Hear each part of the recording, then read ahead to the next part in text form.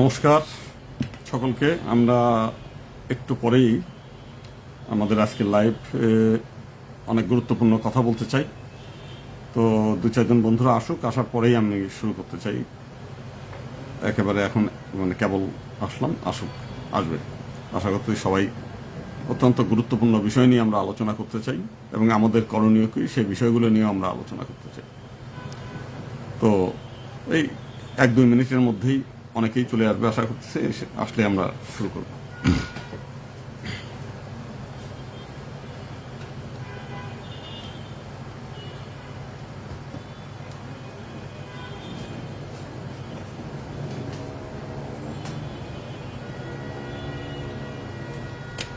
আমাদের বিশ্বনাথ দা ইতিমধ্যে যোগদান করেছেন এবং আরো অনেকেই যোগদান করছেন। আর কয়েকজন আসলেই আমরা শুরু করব। এবং আজকে খুবই গুরুত্বপূর্ণ বিষয়গুলো নিয়ে আমরা আলোচনা করব। অ্যাডভোকেট রুনু বৈষ্ণব দিদি নমস্কার। এই আর আমরা শুরু করবো, এখনই শুরু করব। আমরা ভালো কিছু করতে চাই, ভালো কিছু জানতে চাই, সাহসের সঙ্গে ভীতু দুর্বল কাপুরুষতা ত্যাগ করে।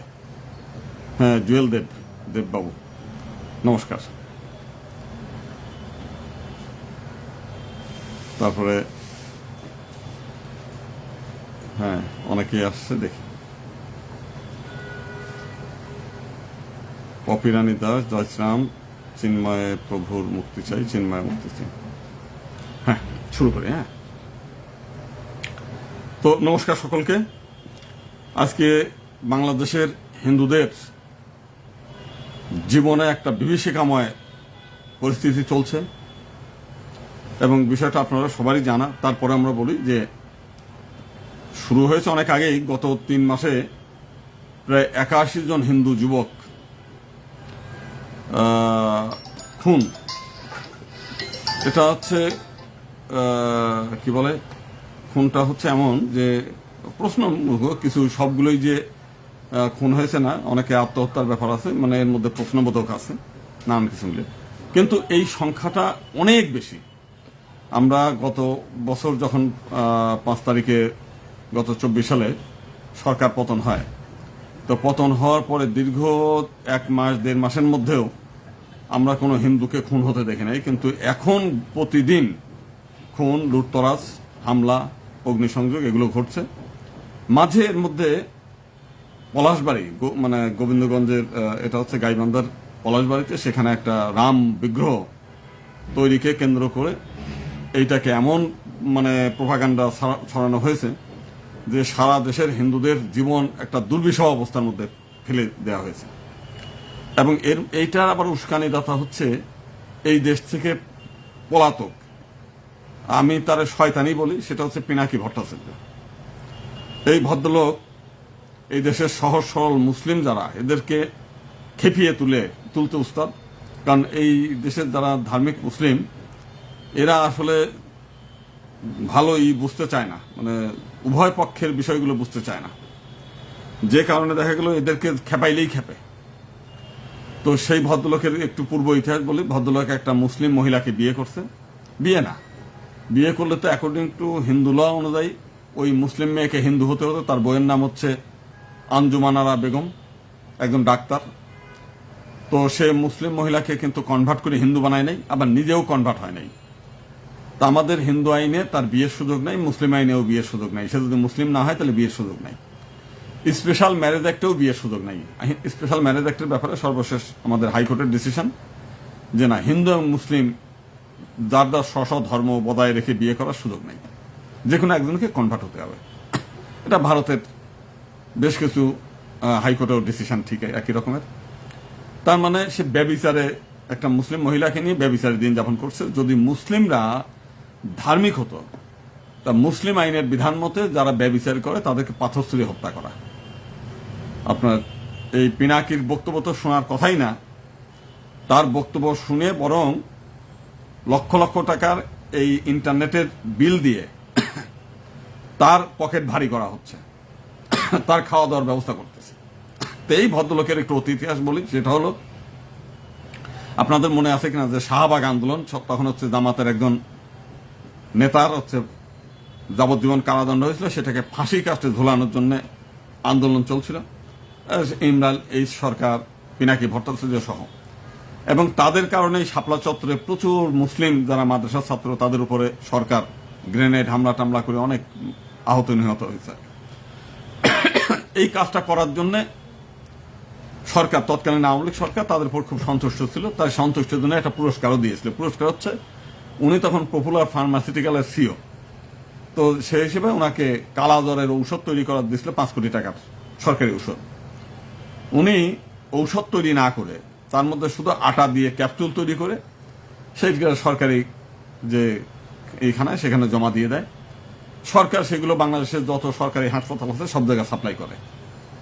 এবং যখন এই কালাজ্বরের বিভিন্ন শিশুরা এই কালাজ্বরে আক্রান্ত ছিল, তাদেরকে এই ঔষধ যখন প্রয়োগ দেয়, তো এই ঔষধে কোনো কাজ হচ্ছিল না, 237 জন বাচ্চা মারা যায়। এই পরবর্তীকালে সরকার সেটাকে তদন্ত করা যায় এবং সায়েন্স ল্যাবরেটরিতে এটা পরীক্ষা করে, পরীক্ষায় দেখা গেছে শুধুই আটা। তো সেই দিন এরপরেই গোয়েন্দা সংস্থা তার এই তথ্য জানার জন্যে তাকে ডাকে, মানে তখন সে ছিল না, তার বাবা ওনাকে বাসায় ছিল, তাকে ফোন দিয়ে বলছে যে সে যেন একটু আমাদের অফিসে আসে, আমরা জানতে চাই যে বিষয়টা কি। চোরের মন পুলিশ, উনি তো জানেই যে অপকর্ম একটা করে ফেলছে। উনি ওই রাতেই বাংলাদেশের মানে সীমান্ত পেরিয়ে ভারতে যায়। নিশ্চয়ই ওই মানে একজন বলতে রয়ের এজেন্ট হতে পারে, তার কারণ হচ্ছে যখন বাংলাদেশ থেকে ভারতে যায় বিনা পাসপোর্টে, তো এখানে হয়তো যেতে পারে, কিন্তু ভারত থেকে যখন ফ্রান্সে যায় সেখানে যদি ওই ভারতের সরকারি লোকজন তার নথিপত্র তৈরি করে না দেয়, তাহলে তো অবৈধভাবে ভারতে অবস্থান করে সেখান থেকে তো ফ্রান্স যাওয়ার কথা না। তো সে সেখান থেকে ফ্রান্সে যায়। তো এখানে ইবন এ আদম,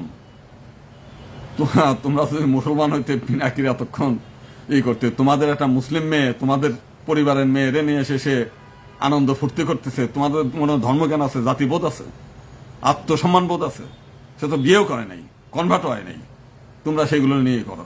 আচ্ছা যাজ্ঞা করো, সে তোমাদের ভালো লাগলে তোমরা করো।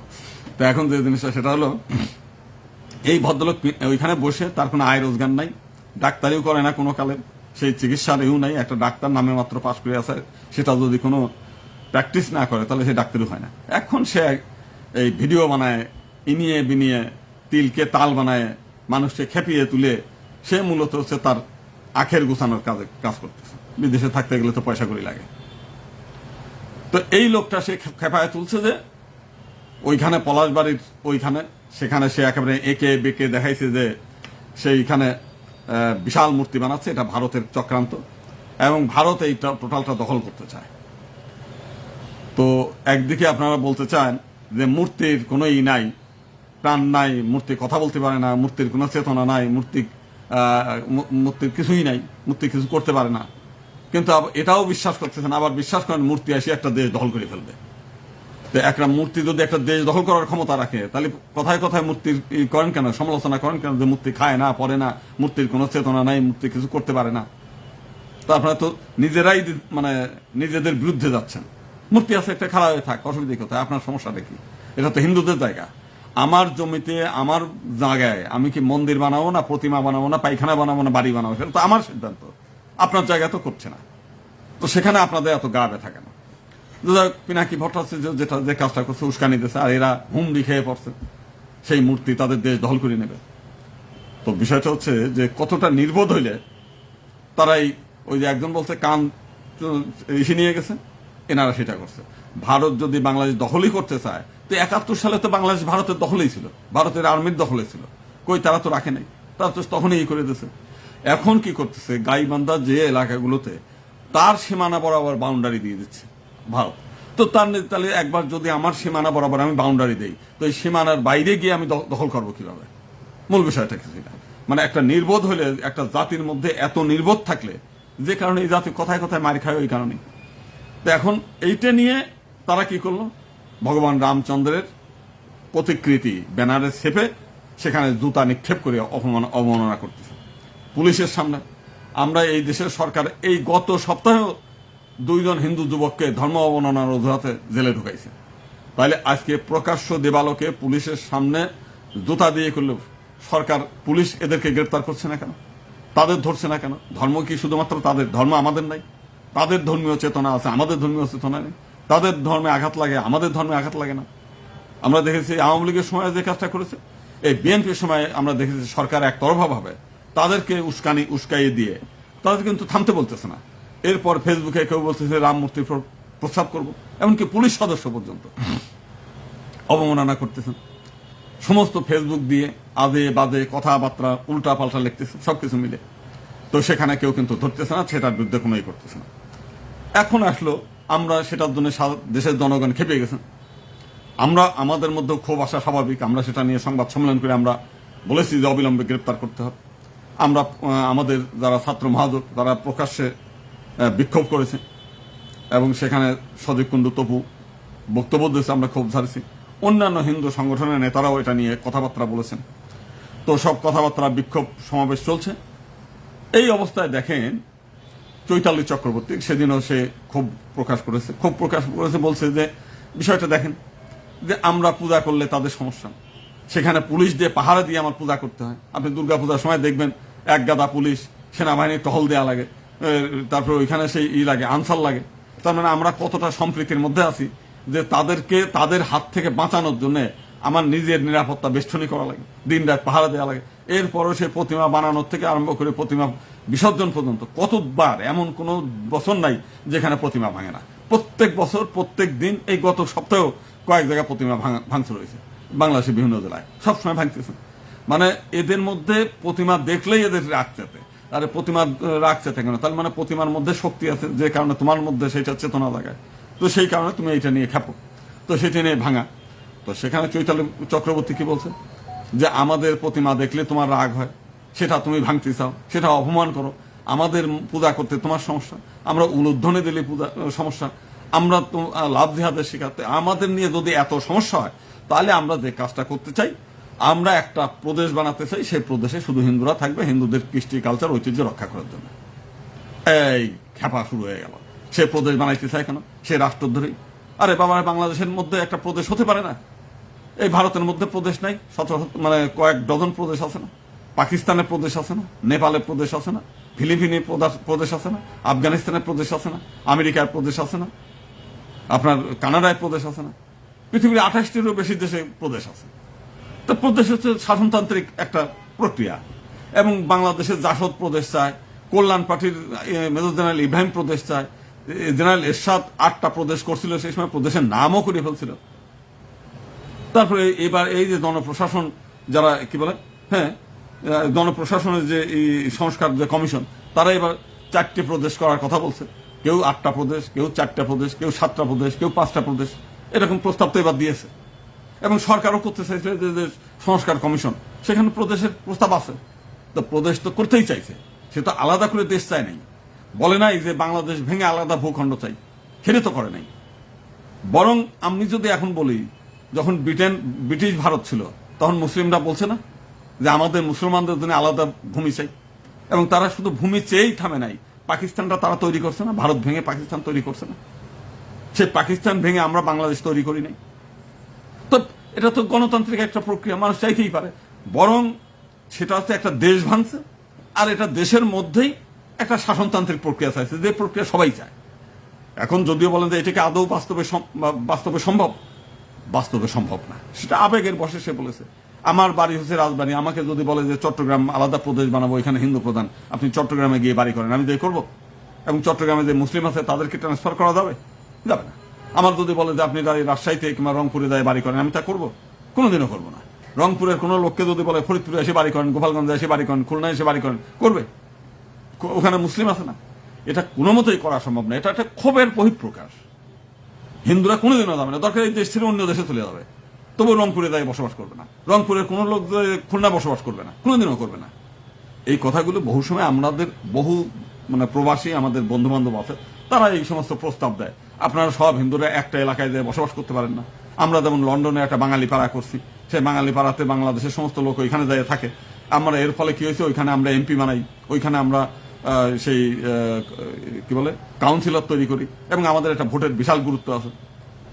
বাস্তবতা তাই, আমরা একজন এমপি বাংলাদেশের পাঠাইতে পারি না।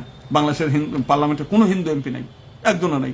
এই যে অনেকে বলে যে গয়েশ্বর আর হচ্ছে নিতাই, এই নিতাই তার আমাদের এমপি না। নিতাই যদি আমাদের এমপি হতো তাহলে তো পার্লামেন্টে এটা নিয়ে প্রস্তাব তুলতো, বলতো যে বাংলাদেশের হিন্দুদের নিয়ে এত উস্কানি হচ্ছে কেন, ঘরে ঘরে হিন্দুদের ভিতর সন্ত্রস্ত করে ফেলতেছে কেন, সেই মন্দির ভাঙতেছে কেন, প্রতিমা ভাঙতেছে, তার জায়গায় সে প্রতিমা বানাবে এটা নিয়ে বাধা দিচ্ছে কেন। সরকারের কাছে একটা বিবৃতি দাবি করতে পারত। কই একটা এই পার্লামেন্টের কোন একজন এমপি বলেছে? বলে নাই। এ তো বলেই নাই। মুসলিম যেসব এমপি আছে, ধরেন এস এম জিলানি সবসময় মানে পার্লামেন্টে এসে বললো হিন্দুরা আমার ভোট দিয়েছে। ওই যে সেই আর একজন হচ্ছে খুলনা একের এমপি, সেও দেয় যে বিভিন্ন জায়গা মন্দিরে গেলেই আপনাকে যাই বলে হিন্দুদের ভোটে আমি নির্বাচিত হয়েছি। ফরিদপুরের একজন মহিলা সেদিন দেখলাম বক্তব্য দিচ্ছে এক মন্দিরে গিয়ে, হ্যাঁ হিন্দুদের ভোটে আমি নির্বাচিত হয়েছি। কই পার্লামেন্টে এসে বলো না কেন?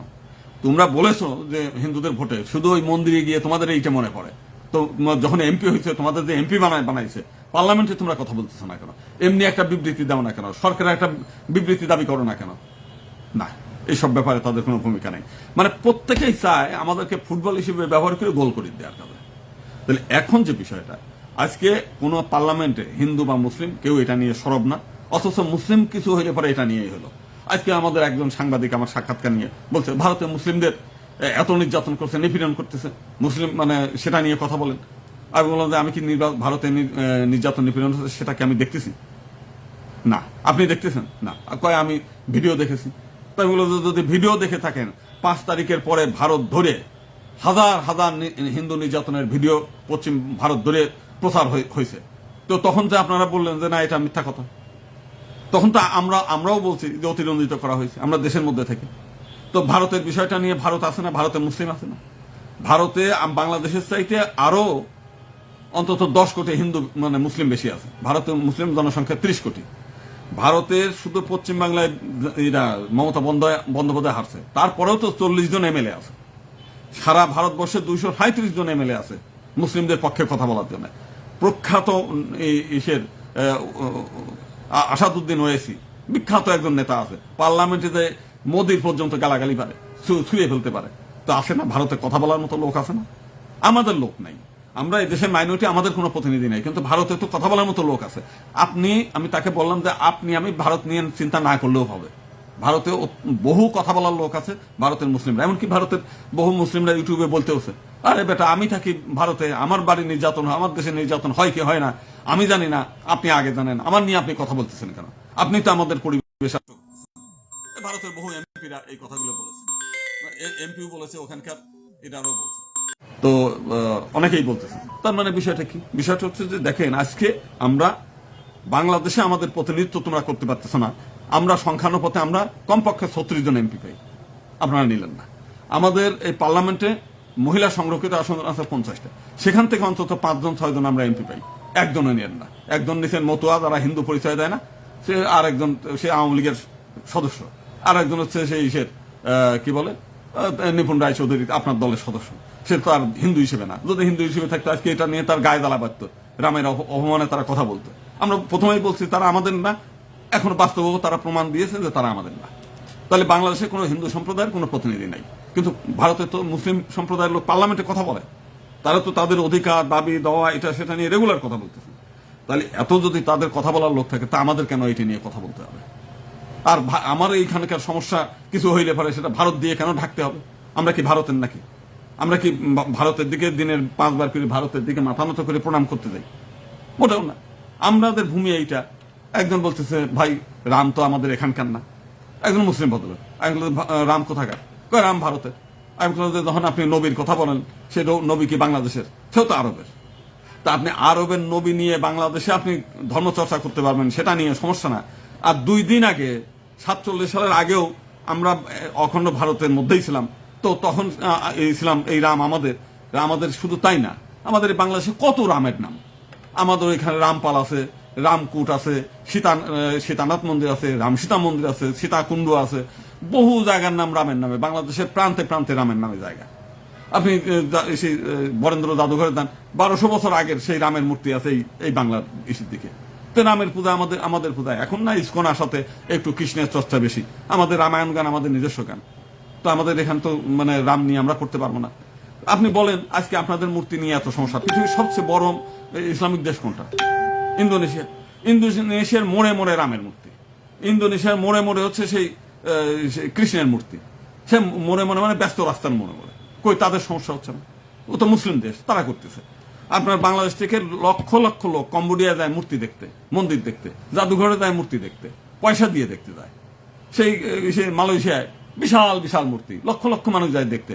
এই সালাউদ্দিন সুমন বিখ্যাত ইউটিউবার, প্রচুর এই সমস্ত ভিডিও করেছে, সে নিজেও গেছে। তার দর্শক সংখ্যা কত? সবই তো মুসলিম, তারা তো দেখতেছে, বেশিরভাগ মুসলিম। তো কোনো অসুবিধা নাই। এখন সমস্যা শুরু হয়ে গেল। আজকে সারা পৃথিবীতে মানে কানাডায় রামের মূর্তি হচ্ছে। রাম তো চেতনার প্রতীক, সেখানে রাম তো একটা ঐতিহাসিক চরিত্র।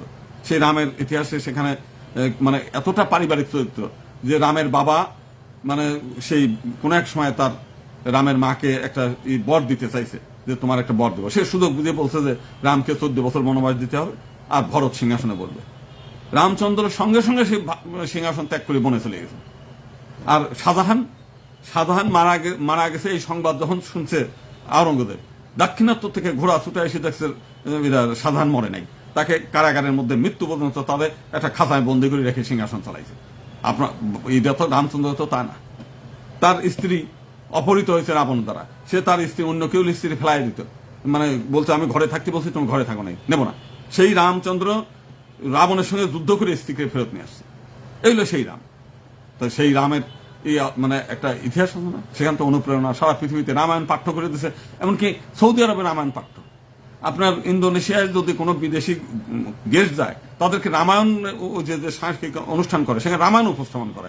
আর মানে মুসলিম দেশ, রাম তো একটা ইতিহাস, রাম ঐতিহ্য, রাম একটা অনুপ্রেরণা, রামের নীতি কথা, আদর্শ কথা সারা পৃথিবীতে প্রচলিত।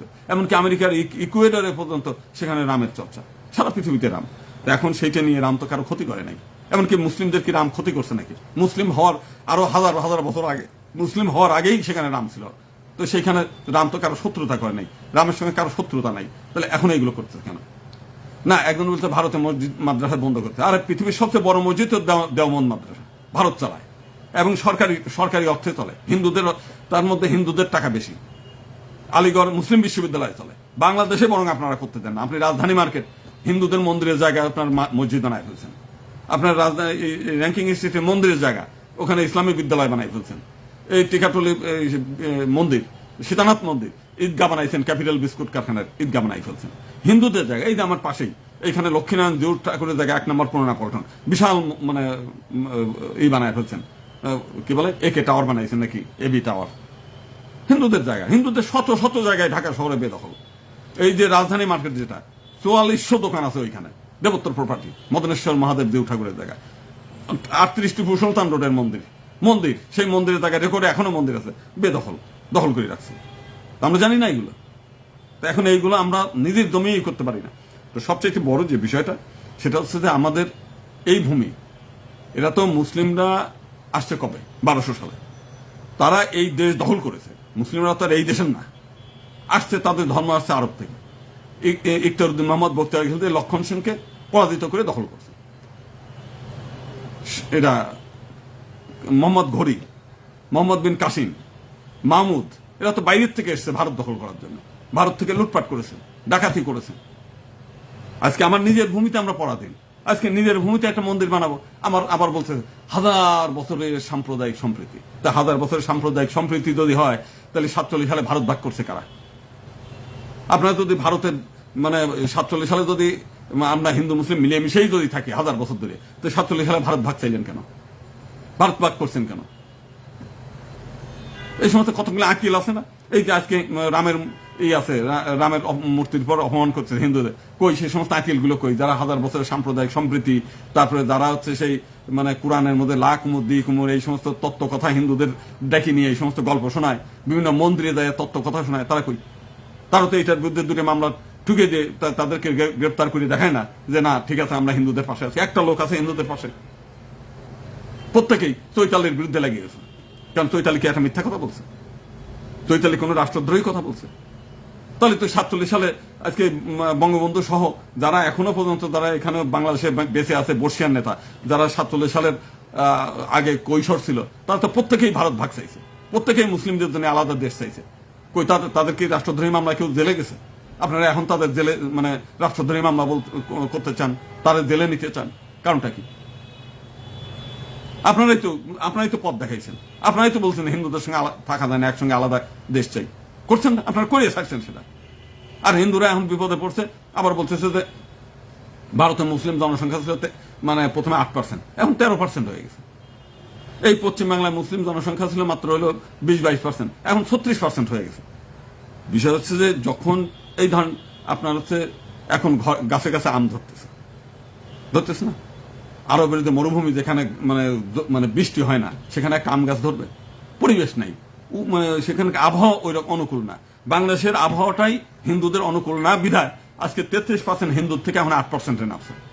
ভারতের মুসলিমদের জন্য অনুকূল পরিবেশ আছে বিধায় তারা সেই 8% থেকে 13% হয়ে যাচ্ছে, এবং পশ্চিমবাংলায় সেখানে 22% থেকে 33% হয়ে গেছে না? আজকে ভারতের মুসলিমদের জন্য, ভারতের মুসলিমরা কি এখনো পর্যন্ত 4 জন মুসলিম রাষ্ট্রপতি হয়েছে, 5 জন উপরাষ্ট্রপতি হয়ে গেছে, সংখ্যালঘু মন্ত্রণালয় আছে। এই মুক্তার আব্বাস নকভি সেদিন পর্যন্ত তারা মানে এই করে গেছে, ওই মন্ত্রিত্ব করে গেছে সংখ্যালঘু মন্ত্রণালয়ের। সংখ্যালঘু কমিশন আছে, সংখ্যালঘু ডেভেলপমেন্ট ফাউন্ডেশন আছে। অখিলেশ যাদব সরকার সেখানে সংখ্যালঘুদের কবরস্থানের জন্য 200 কোটি টাকা বরাদ্দ করে। এইটা মমতা বন্দ্যোপাধ্যায় কলকাতা সিটি কর্পোরেশনের মাধ্যমে শুধু মুসলিমদের জন্য 5000 ফ্ল্যাট বানায়। মুসলিমদের জন্য, মুসলিম মহিলা বোরকা পরে বিধায় অন্য জায়গায় হাসপাতালে চিকিৎসা নিতে পারে না বলছে, বিভিন্ন জেলা শহরে একটা করে শুধু মুসলিম মহিলাদের জন্য হাসপাতাল তৈরি করা, যাতে মুসলিম মহিলারা সেখানে যাইতে পারে। আপনারা করছেন কোনোদিন? বাংলাদেশে কোনোদিন রাষ্ট্রপতি তো দূরের কথা, কোনোদিন একটা ফুল মন্ত্রী দেওয়ার চেষ্টা করছেন? এটা হাফ মন্ত্রী। এই গত আওয়ামী লীগ একটা হাফ মন্ত্রী দিয়েছিল, এবার নিতাই রায় চৌধুরী একটা দিয়েছে, যদিও নিতাই আমরা কোনো সময় হিন্দু মনে করি না, সেই হিন্দুদের কোনো কাজেও লাগে না, হিন্দুদের পক্ষে কোনো বিবৃতিও নেই, হিন্দুদের পক্ষে একটা বক্তব্য নয়। ব্যক্তি সুবিধাবাদী ব্যক্তি, আগে জাতীয় পার্টির থেকে সুবিধা নিয়েছে, যেই জাতীয় পার্টি থেকে সুবিধা নেওয়া শেষ হয়ে গেছে, বিএনপি আসছে, বিএনপির থেকে সুবিধা নিচ্ছে। কোনোদিন হিন্দুদের স্বার্থে, হিন্দুদের পক্ষে তার কোনো বক্তব্য নেই, এখনো নেই। গয়েশ্বরাই চিরকালই বিএনপির লোক ছিল, এখনো বিএনপির লোক, হিন্দুদের পক্ষে কিছু ছিল না, এখনো নেই। তাহলে কিন্তু ভারতের তো তার না। মুক্তার আব্বাস নকভির আমি নিজে তার বাসায় গেছি, যাই মানে যেদিন গেছি সেদিনেও দেখছি অন্তত 100 হুজুররা তার বাসায় বসে আছে। তাদের মুসলিমদের কল্যাণের জন্য কত কত টাকা লাগে, মুসলিমদের পক্ষে কথা বলা, মুসলিমদের উন্নয়নে বাজেট নেওয়া, মুসলিমদের সবকিছুর জন্য তারা কাজ করতেছে। সেখানে ওই যে মুক্তার আব্বাস নকভি সহ আরো বহু মুসলিম নেতা যারা অনেক কাজ করছে। এখন বাস্তবতা কি? আমরা যে কারণে প্রথম থেকে আমরা বলতেছিলাম যে এই চৈতালি চক্রবর্তী যেটা মানে কথা বলছে এটা বাস্তবসম্মত না, এটা আমিও স্বীকার করি, এটা কোনোদিনও হওয়া সম্ভব না। আবেগের বসে বলতেই পারে, সেটা অনেকেই বলে, যখন সেও বলছে যেটা সম্ভব না, তারপরে কিন্তু মূল বিষয়টা সে তার রাষ্ট্রদ্রোহী কোনো কথা বলেনি। অথচ আজকেও হাইকোর্টের ভিতরে কয়েকজন মহিলা তারা নিয়ে তার উপর চড়াও হয়েছে। তো এটা বাক স্বাধীনতার দেশ না? আপনি এত কথা বলতেছেন, আপনি বলছেন দিল্লি দখল করে নেব, আপনি বলছেন 7 সিস্টার দখল করে নেব, দিল্লিতে সেই ইসলামের ঝান্ডা উড়াবো, কলেমার পতাকা উড়াবো। এই যে কালকেও দেখলাম একটা হুজুর বক্তব্য দিচ্ছে যে আমরাও অখণ্ড ভারত চাই এবং সেখানে দিল্লির মানে লালকেল্লায় ইসলামের ঝান্ডা উড়াই দেবো। তা আপনি সারাদিন ধরে বলতেছেন, তো সেখানে আমরা দু একটা কথা বললে পরে সেখানে আপনি খেপতেছেন, কারণটা কি? আপনারটা বললে পরে বাক স্বাধীনতা, আপনি সারাদিন মূর্তি পূজার বিরুদ্ধে বলছেন, রামের বিরুদ্ধে বলছেন, কৃষ্ণের বিরুদ্ধে বলছেন, সারাদিন আমাদের কোনো কিছু বলা লাগে না। আমরা দেখছি বিভিন্ন সময় যে ফেসবুক চালাইতে পারে না, বাটন মোবাইল ব্যবহার করে, তারও আপনারা মানে বছরের পর বছর ধরে জেলে রাখছেন। এই তো নাসিরনগরে, রংপুরে। তাহলে আপনারা অন্যায়ভাবে অত্যাচার করতেছেন, হিন্দুদের সংখ্যা কমাচ্ছেন। মূল বিষয়টা কি? মূল বিষয়টা এই কয়টা হিন্দু তারা বিতাড়িত করতে পারলে পরে শান্তি পায়।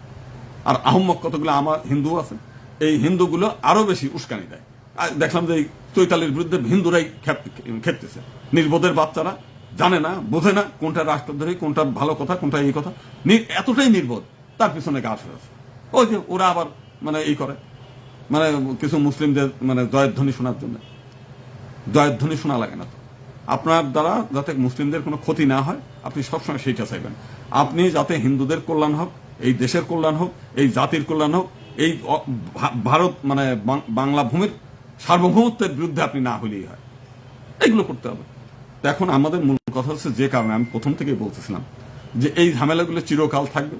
আমি সেই 1987 সালেই যেদিন ঢাকা আসি সেদিনই ভালো মতো উপলব্ধি করেছি, ছোটবেলা থেকেই, যে হিন্দুদের পার্লামেন্টে যেতে হবে, ক্ষমতায়ন করতে হবে। এবং সেটা যদি মুসলিমদের ভোটে নির্বাচিত হন তাহলে ওই গয়েশ্বরের মতো চুপ করে বসে থাকতে হবে, ওই যে নিপুণের মতো চুপ করে বসেও শুনেও শুনলাম না, দেখেও দেখলাম না, এই টাইপের ওই নিতাইয়ের মতো মন্ত্রিত্বগিরি চলতে হবে। একটা কে জন একজন হলো বানাইছে, কি বলে সংখ্যালঘু বিষয়ক বিশেষ সহকারী বানাইছে, সে গেছে একটা মন্দির উদ্বোধন করতে চট্টগ্রামে, যাই হোক এখানে কোরআন তেলাওয়াত হলে ভালো হতো। কারণ বোঝেন যে কি পরিমাণ মানে হিন্দু শত্রু, হিন্দু বিরোধী লোককে এই সমস্ত জায়গা পদায়ন করে ইচ্ছাকৃতভাবে, কারণ জানে যে এইগুলোর দ্বারা হিন্দুদের কোনো কল্যাণ হবে, বরং হিন্দুদের আরো বাঁশ দিতে পারবে। সেই সমস্ত হিন্দুর নামে হিন্দু, বাস্তবে হিন্দু শত্রুগুলোরে এই সমস্ত পদ দিয়ে এই সমস্ত জায়গা রাখছে। আজকে দেখলাম এটা এই সেই স্বরাষ্ট্রমন্ত্রী তাদের সঙ্গে বৈঠক করতেছেন, যারা আওয়ামী লীগের সময় আওয়ামী লীগের সুবিধা, বিএনপির সময় সুবিধা নেয়। কারণ এই সমস্ত সুবিধা মানে সব সুবিধাবাদীরা তাদেরই পছন্দ করে, যারা সমাজ, ধর্ম, জাতির এবং দেশপ্রেমিক, তাদের সঙ্গে এই সরকার কারোর সঙ্গে কোনো কথাও বলে না, সম্পর্ক রাখে না। সে আওয়ামী লীগের সময়ও তাই ছিল, বিএনপির সময়ও তাই।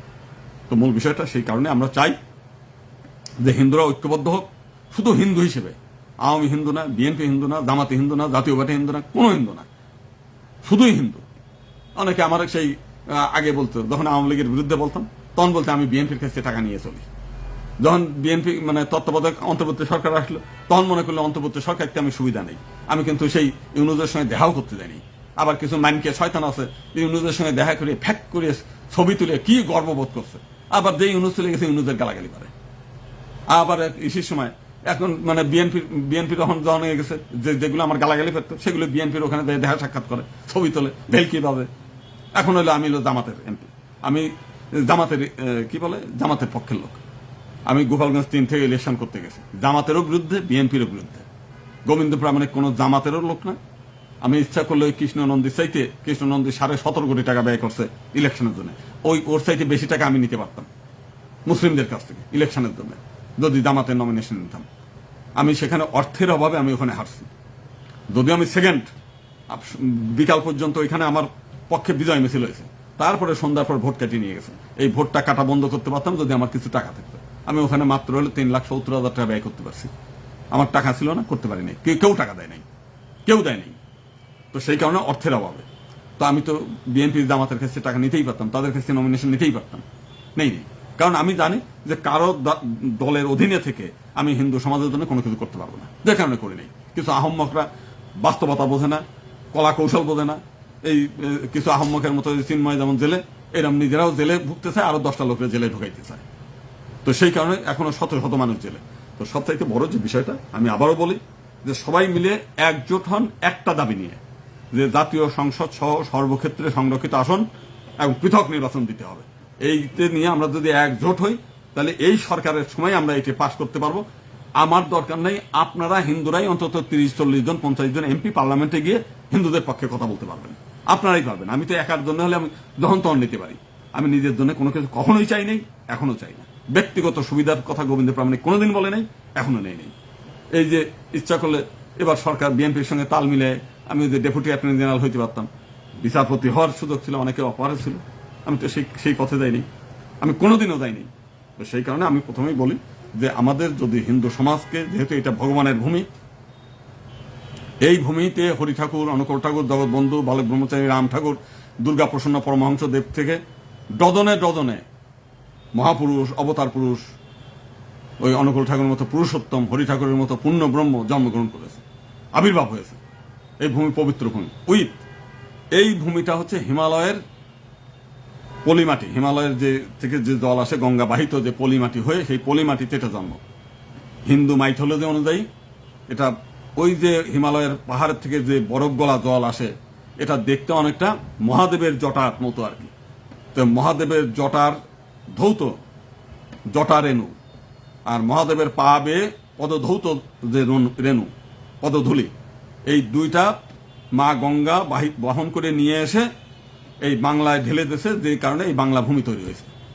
এবং আরেকটা আসছে ব্রহ্মপুত্রের নদ থেকে, সেই মানস সরোবর থেকে, ওটাও ব্রহ্মার মানে এই থেকে, মুখ থেকে, গা থেকে, গাত্র থেকে, যে গাত্রের ময়লা, সেইটা থেকে এই ভূমি। ততএব এই ভূমিটা হচ্ছে ভগবানের ভূমি, ব্রহ্মার ভূমি, মা গঙ্গার ভূমি, মহাদেবের ভূমি।